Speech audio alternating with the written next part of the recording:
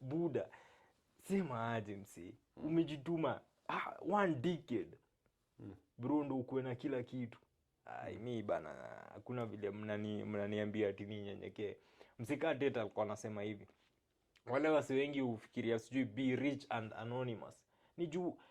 Ni juu wao hawana hiyo chance ya kuget hiyo fame fulani. Mimi sijasema kuwa anonymous. Like nasema acha watu wa recognize like wewe ni baller. Si lazima yani upige kelele. Hazini ningekuwa na hiyo mbota zaidi. Hata unafanya hivi mzee like unapanguza kajasho. Ukitoa kamazi hapa. Manze yani hadi hiyo kamazi inatoka ni kama ni juice bana. Mbota ni 30 G's kwa mkono. Na upige kelele. Lakini Sasa kasa isema Cairo.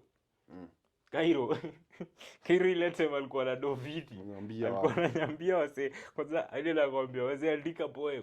Andikia demu yangu shairi. Kazi poem. Demu yangu poem likupea kagari kamzee hapa.